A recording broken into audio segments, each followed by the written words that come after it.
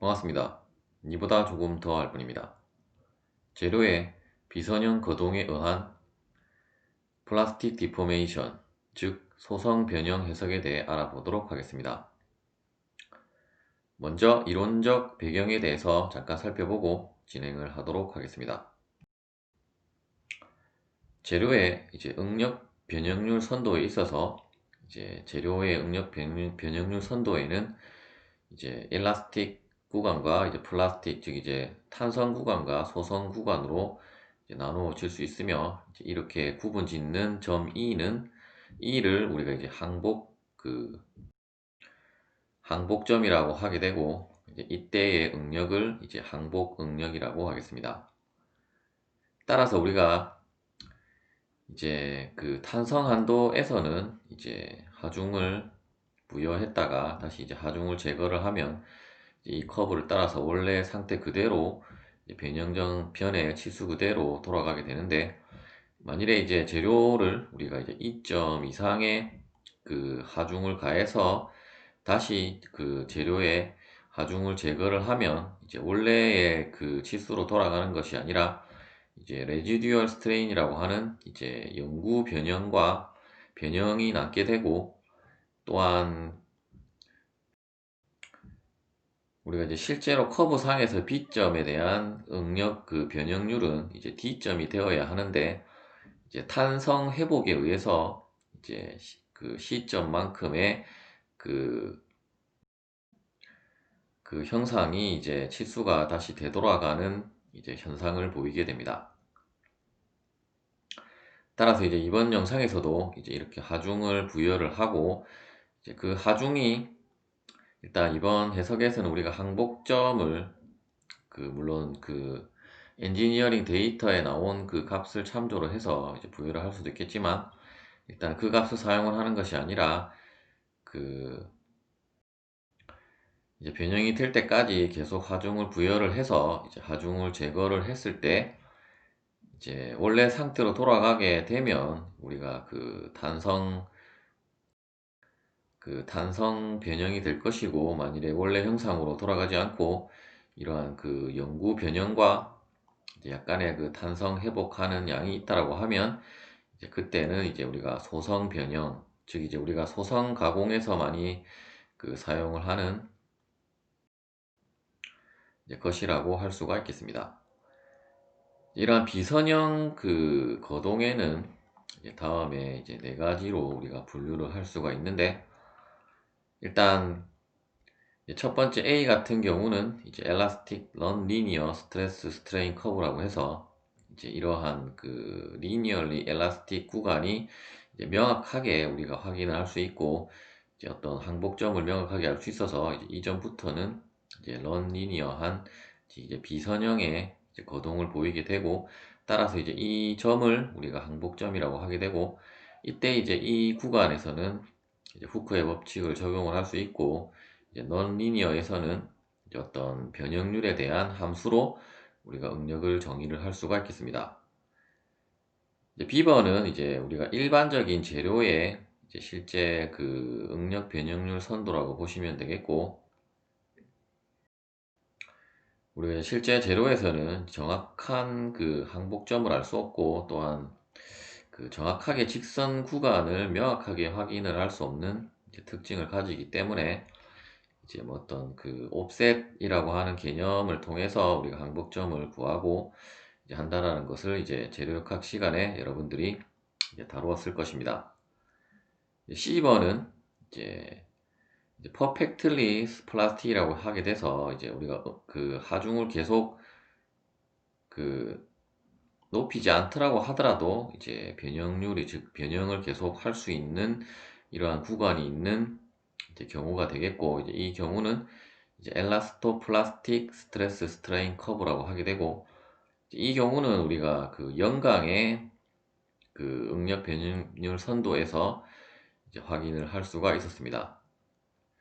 그리고 D번 같은 경우는 바이리니어 스트레스 스트레인 커브라고 하게 돼서 이 경우는 우리가 조금 더 느리려고 해도, 더 느려도 우리가 그 응력이 일정한 데에 반해서 이제 우리가 스트레인 하드닝이라고 하는 우리가 가공 경화가 일어나게 되면 이제 다음에 다시 그 변형을 시키려고 하면 이제 더 많은 힘이 주어져야 한다는 것을 의미하게 되고, 따라서 이제 실제 그 물질의 커브는 다음과 같겠지만 우리가 이제 비선형 해석을 할 때는 이제 이러한 바이리니어 이제 커브를 활용을 해서 이제 해석을 진행을 하게 되겠습니다. 그리고 이제 NCS에서 제공하는 데이터도 이러한 바이리니어 스트레스 스트레인 커브를 이제 기본 데이터로 제공을 하고 있으며, 물론 여러분들이 실제 그, 그 산업 현장에서 뭐 해석을 하고자 할 때는 당연히 이러한 물성 데이터에 대한 테이블을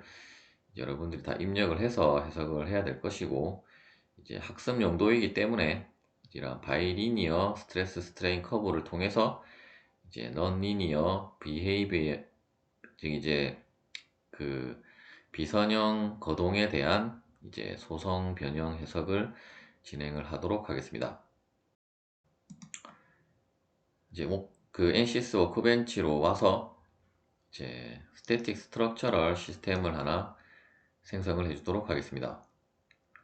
엔지니어링 데이터를 더블 클릭을 해서 일단 데이터 소스에 가서 우리가 이제 비선형 해석 같은 경우는 비선형 재료를 이제 지정을 해주어야 하기 때문에, 설정을 해줘야 하기 때문에 NCS에서 제공하는 이제 General Non-Linear Materials를 클릭을 하고, 일단 여러 가지 그 물성치가 있는데 이제 이번 영상에서는 이제 알루미늄 합금에 대한 비선형 그 재료 물성을 추가를 하도록 하겠습니다. 잠깐 그 프로퍼티스를 살펴보면 이제 바이리니어 아이스트로픽 하드닝이라고 하는 이제 non-linear 물성치를 다음과 같이 주어져 있으며, 이 값을 참조로 여러분들이 이제 어떤, 일단 지금 여기서는 확인이 안 되고, 일단 그래프는 이제 다음과 같이 우리가 앞서 살펴본 이제 바이리니어 타입으로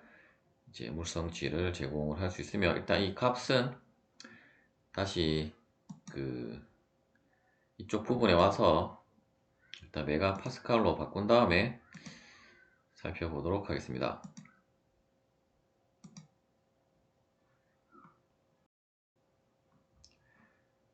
일단 그 항복 강도가 이제 알루미늄 합금 같은 경우는 이제 280 메가파스칼로 주어져 있고, 또한 이제 탄젠트 모듈러스라고 하는 것은 이제 이렇게 꺾인 부분에 대한 기울기 값이라고 보시면 되겠고, 따라서 이제 그 값이 이제 500 메가파스칼로 이제 주어져 있습니다. 따라서 만일에 그 뭐 이번 영상에서는 이제 이 값을 사용하진 않겠지만, 이제 여러분들이 이제 소성 영역으로 이제 해석을 하시려고 하면 일단 이 값 이상에 대한 그 하중을 부여를 해야 되기 때문에 이제 이러한 값을 이제 참조를 해서 이제 하중을 산출을 해서 이제 해석에 적용을 해 주시면 되겠습니다. 다시 이제 프로젝트로 돌아와서 지오메트리를 선택을 해주고, 이제 그 비선형 같은 경우는 그 이제 그 해석에 대한 이제 컴퓨터 리소스를 많이 그 사용을 하기 때문에 이제 2D 해석으로 진행을 하도록 하겠습니다. 이제 물론 여러분들이 그 뭐 컴퓨터 성능이 이제 허락을 하고 좀 더 그 명확한 해석을 하시려면 3D로 하는 것이 이제 더 정확한 결과를 이제 얻을 수가 있을 것인데, 일단 뭐 대칭 형상이나 간단한 경우는 우리가 이제 2D 해석이 이제 해석 시간도 절약을 하고 이제 컴퓨터 리소스도 절약을 하고 이제 결과가 또 더 정확할 수도 있기 때문에, 이제 간단한 형상의 어떤 대칭인 형상이라고 하면 이제 2D 해석으로 해도 이제 충분하다라고 할 수가 있겠습니다. 그리고 그 시간 관계상 일단 미리 작성이 되어진 이제 플라스틱 어널리시스 AGDB 파일을 이제 임포트를 하도록 하겠습니다. 그리고 이제 모델을 더블 클릭을 해서 이제 해석 환경을 실행을 하도록 하겠습니다. 해석 환경이 실행이 되었습니다. 먼저 이제 모델을 클릭을 하고, 모델이 아니라 지오메트리를 클릭을 해서 일단 2D 비헤이비어 부분에서 여러가지 옵션들이 있는데, 일단 어떤 게 뭐 명확하게 이걸로 해야 된다라는 것은 없고, 일단 해석이라는 게 여러가지 과정을 통해서 우리가 가장 최적의 결과를 이제 도출하는 것이기 때문에, 일단 뭐 축대칭은 아니고 이제 플레인 스트레스나 이제 플레인 스트레인으로 하느냐, 혹은 이제 제너럴라이즈드, 즉 이제 일반화된 플레인 스트레인을 이제 활용을 하느냐에 따라서 이제 2D 거동에 대한 그 설정을 여러분들이 지정을 해주시면 되겠고,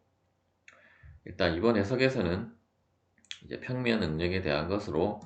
이제 2D 비헤이비어를 이제 설정을 하도록 하겠습니다. 그리고 일단 디스플레이 타입 스타일은 이제 머티리얼로 선택을 해주고, 일단 각각의 이제 부분들에 대한 그 물성을 이제 지정을 해주도록 하겠습니다. 일단 물성을 지정을 해주기 전에 이제 간단하게 이제 형상에 대한 설명을 하자고 하면, 이제 그 이번 해석에서는 이제 이러한 그 플레이트의 그 부위 밴딩에 대한 그 소성 변형 해석을 이제 진행을 하기로 하고, 따라서 이제 이쪽 위쪽 부분에 이제 프레스가 이 플레이트를 이제 누르게 되면 이제 이 플레이트는 변형을 하게 될 것이고,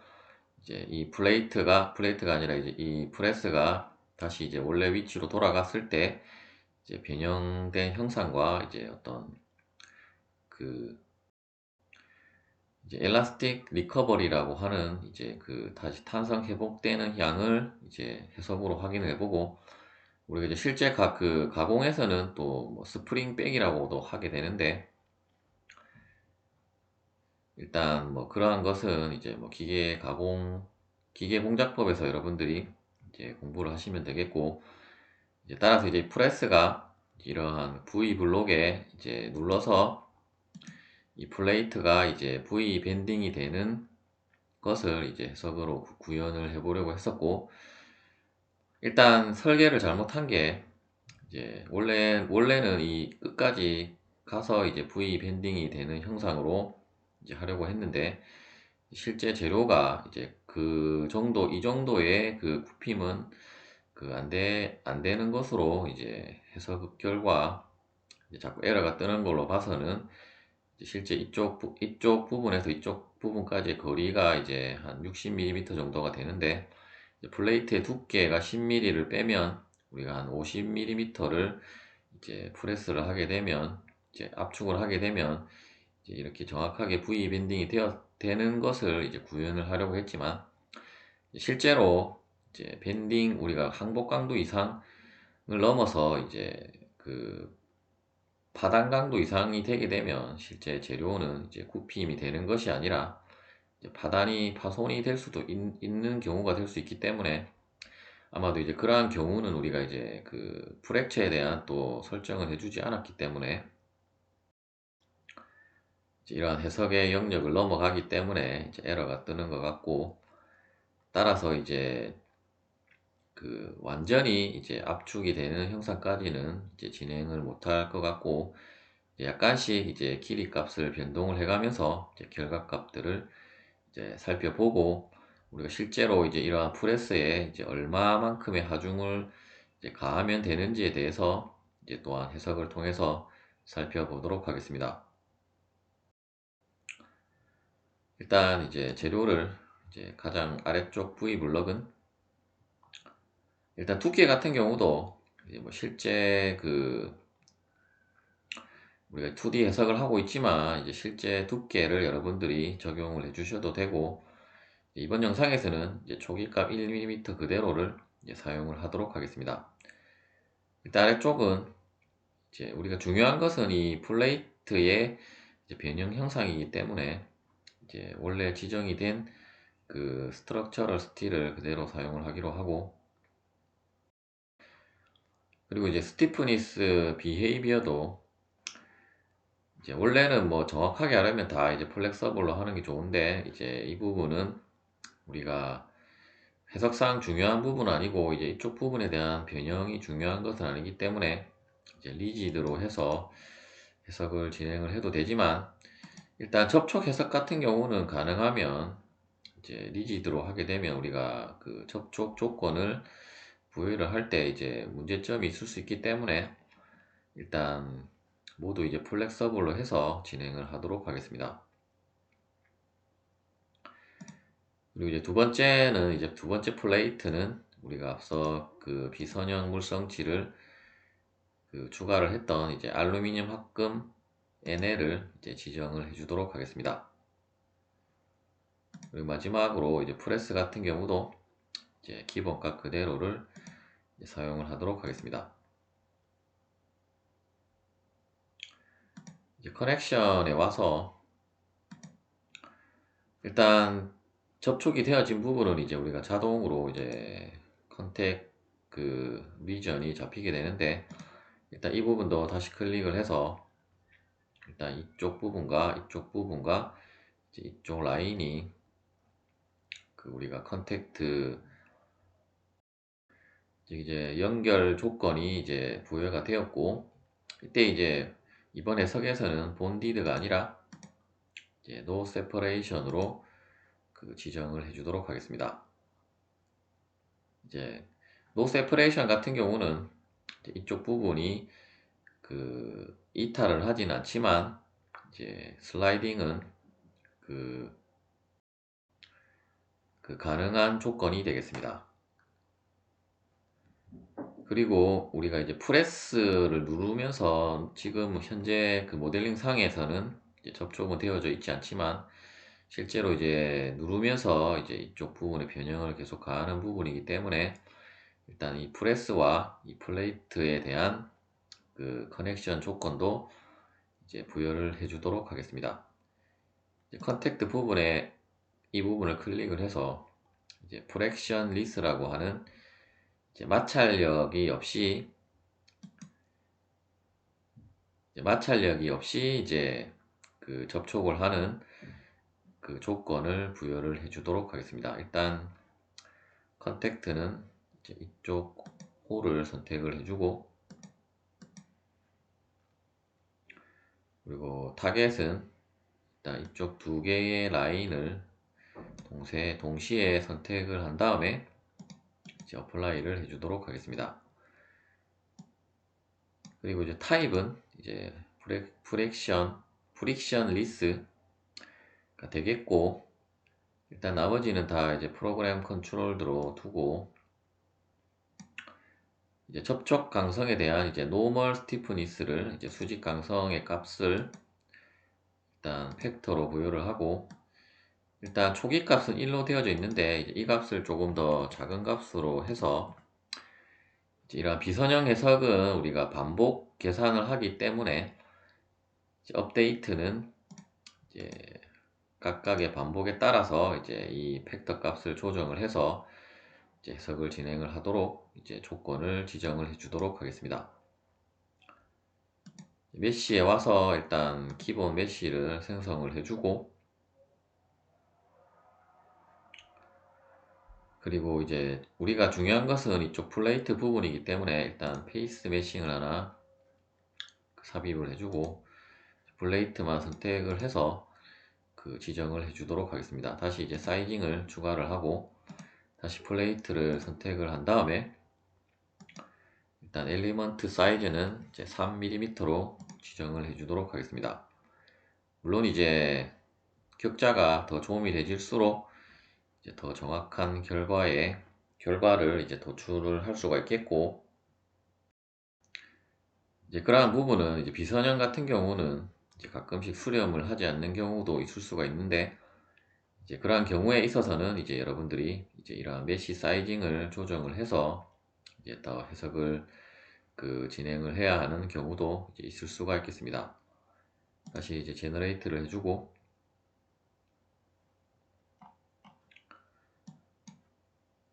그리고 이제 어널리시스 세팅스에 와서 일단 이 부분을 클릭을 하고, 우리가 이제 기존의 이제 스태틱 그 스트럭처럴 해석과 달리 이제 이쪽 부분에 그 움직임이 있기 때문에 일단 그 우리가 스텝 컨트롤에 있어서 이제 스텝의 수를 이제 2로 지정을 해주도록 하겠습니다. 그리고 이제 이 각각의 스텝을 두 개를 다 이제 컨트롤을 누른 상태에서 선택을 해준 다음에 일단 오토 타임 스태핑을 이제 ON을 시키고, 그리고 이제 이니셜 서브 스텝스를 이제 100을 입력을 해주고, 이제 최소 값은 1, 이제 최대 값은 500 정도로 이제 입력을 해주도록 하겠습니다. 물론 이쪽 부분도 여러분들이 만일에 수렴이 안 되면 이제 서브 스텝 값을 조금 더 조정을 해서 이제 해석을 진행을 하시면 되겠습니다. 그리고 이제 비선형에 대한 그 라지 디플렉션 부분이 이제 과도한 형상 변형이 있기 때문에 이 부분을 이제 ON으로 설정을 해주도록 하겠습니다.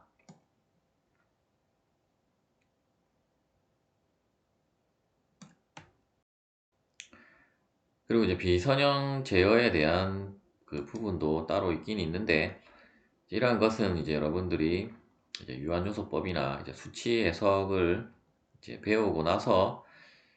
이제 다루면 되겠고, 이제 모르겠다라고 하면 이제 프로그램이 제어하도록 이제 설정을 해주시면 되겠습니다. 일단 그러한 이론적인 부분은 이제 넘어가기로 하고, 다시 이제 어널리시스 세팅스에 와서 이제 각각의 이제 경계 조건과 이제 그 경계 조건을 이제 부여를 해주도록 하겠습니다. 일단 하단에 그 V 블락은 이제 고정 구속 조건을 부여를 해주고, 그리고 이제 디스플레이스먼트를 하나 추가를 해서 이제 이쪽 프레스가 이제 이동을 하는 이제 구속 조건을 그 지정을 해주도록 하겠습니다. 일단 지오메트리는 이제 위쪽 프레스를 선택을 해주고, 그리고 이제 X축으로는 우리가 이동이 있으면 안 되기 때문에 이 부분은 0을 입력을 해주고, Y 컴포넌트는 이제 태뷸러 데이터로 지정을 해주도록 하겠습니다. 일단 이동 변이를 이제 Y축에 대한 부분에 있어서 이제 테이블에 있어서 이제 첫 번째 하중 스텝에 있어서 이제 Y축의 아래 방향이기 때문에 마이너스를 입력을 해주고 한 20 정도로 그 입력을 해주도록 하겠습니다. 그리고 이제 스텝 2에서는 다시 이제 원래 자리로 돌아가야 하기 때문에 이제 0을 입력을 해주도록 하겠습니다. 그리고 이제 디스플레이스먼트를 하나 더 추가를 해준 다음에, 일단 이 플레이트 같은 경우도 우리가 이쪽 X 방향으로의 이동은 없어야 하기 때문에 일단 전체를 선택을 하는 것이 아니라 이제 이쪽 위쪽 부분을 우리가 그 두 부분으로 이제 분할을 했기 때문에 버텍스가 하나 잡히게 될 것이고, 이 부분을 어플라이를 해주고 X축에 대한 이동만 이제 0을 입력을 해서 이제 구속을 해주도록 하겠습니다. 그럼 이제 우리가 경계 조건은 이제 모두 부여가 되었고, 일단 이 프레스에 우리가 하중을 모르기 때문에 이제 소성 변형을 일으키는 하중을 구하는 것이 이제 해석의 목표이기 때문에 일단 그 하중 구속 조건은 여러분들이 이제 따로 그 지정을 해줄 필요는 없고, 솔루션에서 그 토탈 디포메이션을 그 그 삽입을 하고 이제 해석을 진행을 해 보도록 하겠습니다. 일단 시간 관계상 잠깐 영상을 끊고 진행을 하도록 하겠습니다. 해석이 완료가 되었고, 이제 다음과 같은 이제 영구 변형에 대한 형상이 이제 해석 결과로 나오게 되었고, 일단 애니메이션을 통해서 이제 어떤 메커니즘이 어떻게 진행이 되는지 이제 간략하게 살펴보도록 하겠습니다. 일단 조금 천천히 보기로 하고 플레이 버튼을 클릭을 해서 살펴보면 다음과 같이 이렇게 프레스를 눌렀다가 다시 뗄 때 이제 여러분들이 다시 자세히 보시면 이제 여기까지 내려왔다가 다시 이제 탄성 변형에 의해서 약간 그 형상이 치수가 이제 위로 다시 이제 탄성 회복을 하는 것을, 즉 이제 스프링 백이 되는 것을 이제 해석 결과로 확인을 하실 수가 있습니다.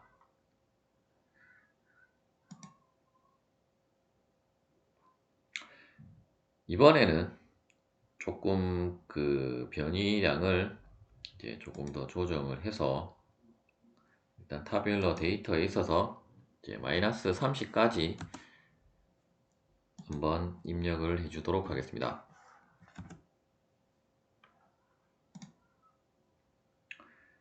다시 이제 솔브를 클릭을 해서 일단 잠깐 영상을 끊고 진행을 하도록 하겠습니다. 해석이 완료가 되었고 이제 결과를 다시 한번 살펴보도록 하겠습니다. 일단 정확한 그 변형량들은 이제 테이블로 여러분들이 확인을 하시면 되겠고,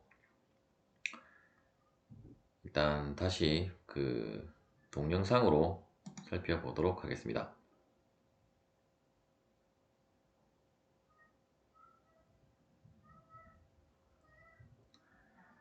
이제 아까보다는 그 스프링 백의 양이 이제 조금 줄어든 것을 확인을 하실 수가 있으며, 이제 점점 이제 우리가 지금은 이제 변이로 했기 때문에 정확하게 이제 하중이 얼마만큼 주어졌는지는 모르겠는데, 이제 하중을 점점 줘서 이제 이렇게 변형을 많이 시킬수록 이제 다시 이제 탄성 회복량이 이제 줄어듦을 이제 해석으로 확인을 하실 수가 있으며, 이제 만일에 이제 힘이 이제 이 파단강도 이상이 되게 되면 결국 이제 이 플레이트는 이제 파손이 되게 될 것이고,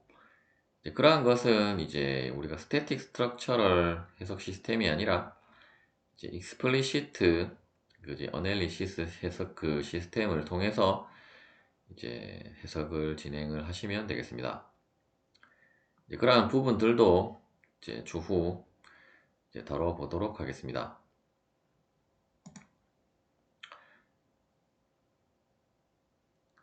이제 이렇게 우리가 V 밴딩을 했을 때 우리가 이 프레스에 얼마만큼의 하중을 가하면 되는지는 이 디스플레이스먼트를 이제 솔루션에다가 추가를 하면 우리가 이제 폴스 리액션을 이제 알 수 있기 때문에 이제 폴스 리액션을 통해서 이제 하중을 이제 산출을 해서 이제 그 하중의 근사한 값으로 여러분들이 이제 물론 조금 더 큰 값으로 이제 실제로 이제 여러분들이 이러한 것을 밴딩을 하는 뭐 기계나 머신을 만든다고 하면 그러한 부분에 적용을 해서 설계를 하시면 되겠습니다.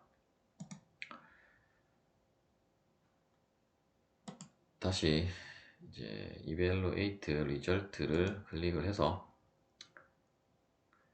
살펴보면 일단 리액션의 방향은 다음과 같이 나왔고,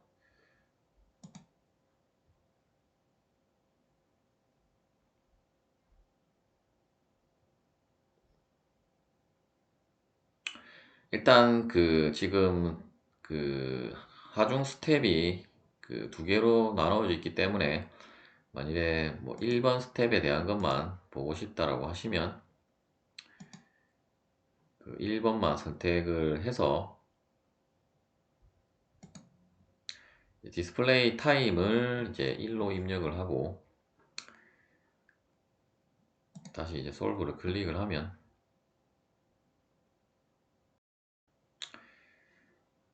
다시 이쪽 부분이 아니라